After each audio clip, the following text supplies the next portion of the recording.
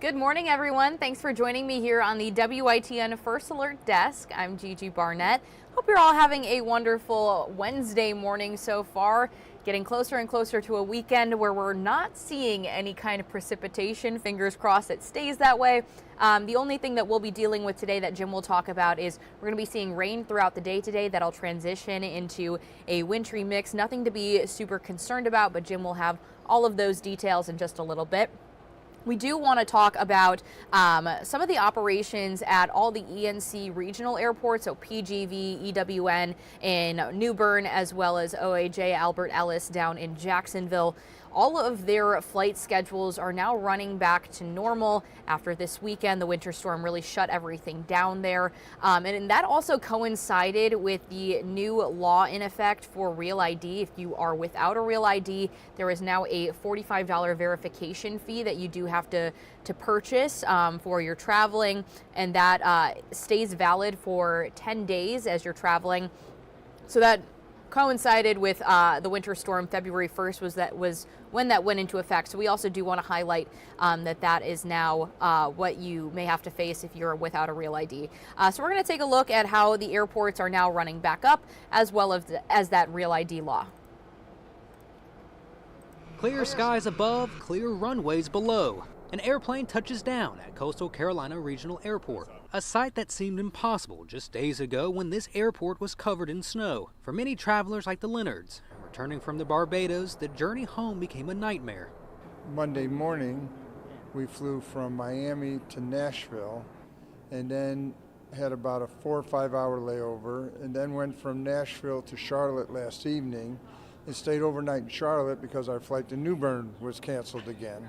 EWN closed Friday at 2 p.m. and didn't reopen until Saturday night at 9 p.m. But airport staff stayed put and worked around the clock to clear the runways. By Sunday, limited operations resumed. Now flights are on schedule. In the last going on 72 hours now, we've only taken maybe 10 hours of breaks. As travelers head back to the airport, they should know about a new TSA requirement that took effect on February 1st. North Carolina passengers without Real ID compliant identification will need to pay a $45 fee for TSA confirmed verification at the security checkpoint.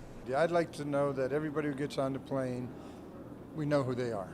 Shorter says that passengers should keep an eye on their flight schedules, not just at EWN, but also where they're traveling, to be prepared for any other inconveniences like snow. Yeah, so nice to see that they have operations running up again. I know over the last few days we have a camera that overlooks Pitt Greenville Airport, and especially, Sunday, Monday, that runway was just covered in snow, and we were seeing the progress being made of them plowing the runways, trying to get everything back to normal. So glad everything is starting to operate as usual. And of course that $45 fee is now in place as well. And of course that, overlapped with the winter storm. So also something to highlight if you're traveling. The last time that runway had a foot of snow on it was 1980. Wow. It was 46 years ago. Wow, yeah. So they were dealing with something they haven't dealt with in over 4 decades, and that was most areas, that phenomenal historical winter weather event. You're always a little careful when you say something like possible historical. You have to be careful because you're stating something that's, so unheard of, so rare, it usually doesn't happen. But this time it did. Again, talking about the storm last weekend. All right, got a little bit of nothing historical coming in tonight, but a little bit of wintry weather. After sunset, it's raindrops today. Greenville, light rain falling outside the studio. It has been for the last few hours, helping with the snow melting process. I think we may melt a good chunk of the snow away today with the rain falling all the way through sunset into the evening hours. Probably a solid half an inch of rain over the next 12 hours or so, I'd say. 36 in Washington. What is it, 8 a.m.? Yeah, 8 p.m., 9 p.m.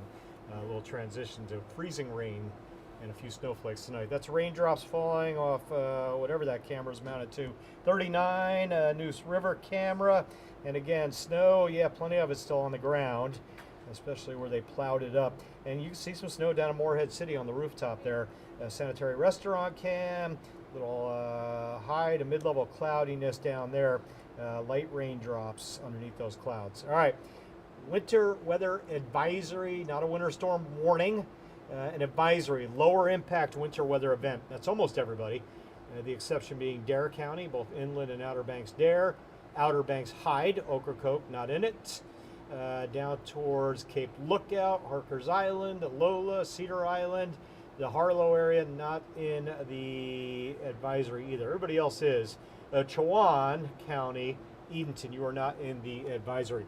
That's your rain right now. Light raindrops scooting from southwest to northeast, kind of in and out of those. Gets a little heavier later today. So this is quitting time to dinner time. That's a wet map. Again, melting away snow with a temperature in the low 40s. That's sunset, evening hours. Colder air starts filtering down from Virginia tonight, runs into that moisture and starts that transition to freezing rain, a little sleet, a little snow. As that's happening, the moisture in the air is getting drier, evaporating off some of it. So the overall precipitation coming down in intensity and coverage as the transition happens. That's going to limit the impacts. A little coating of ice, yeah. Maybe a dusting of snow, yeah, here or there to the north. But we should not see much more than that. And nothing is shouting several inches of snow here, which is good news, quite honestly. There's your temps as we get into 10, 11 a.m. tomorrow. And again, not much precip left on the map by that time. System winding down. I don't think we'll flare things back up tomorrow afternoon. Snow, sleet potential, a dusting to an inch. The inch up near the northern state line. The dusting more on the southern edge of my little white shaded area there. Give or take, give me a little room in that. It's a long shot. And then the ice accumulation, better chance we will see a little bit of a glaze of ice out there late tonight, tomorrow morning, up to 1/10 of an inch. Not enough to cause power outages, but certainly enough to make for some slick bridges potentially tomorrow morning. I'm going to be on a sharp temperature watch during the morning show tomorrow, keeping an eye on those numbers to see where the ice may be. Light wintry risk then, as we bullet pointed for you this evening through mid or late morning, I would say Thursday. Rain to freezing rain to light snow, generally the transition tonight with that dusting to 1/10 of an inch of ice. Slick spots late tonight. Finally getting the roads dried out and looking good. And then we get another little system in here to make things a little shaky again tomorrow morning. It's still a lot of standing snow, by the way, on the back roads, the driveways, parking lots, sidewalks, slushy wet snow this morning. Air temp out the door, 38-ish, give or take right now as you head out under the clouds with the raindrops. 8-day forecast. Cold raindrops today, light wintry mix tonight into tomorrow morning. Once this system goes away, we can breathe for a while. No storm systems down the horizon. A little chance here or there, but nothing of any major consequence. Highs stay chilly in the low to mid 40s Friday, Saturday, Sunday. Lows, low 20s generally, give or take. And then try to get some 50s in here for you guys. Middle of next week, Tuesday, Wednesday. Maybe flirting with a 60 there by Wednesday. We'll have to see how that goes. So no big stress on this one, but be careful tomorrow morning. I do think some bridges may get slick. Okay. We saw that in New Bern 2 weekends ago with that big storm. A lot of accidents on the Neuse River Bridge when that iced over. That's the risk, these kind of events, slick bridges and overpasses. Yeah, so please take it easy out there tomorrow morning. But looks like throughout the day today, we're just seeing some rain, so probably some wet roads throughout the day. Yep. Yeah, it looks like most roads are going to stay wet all day.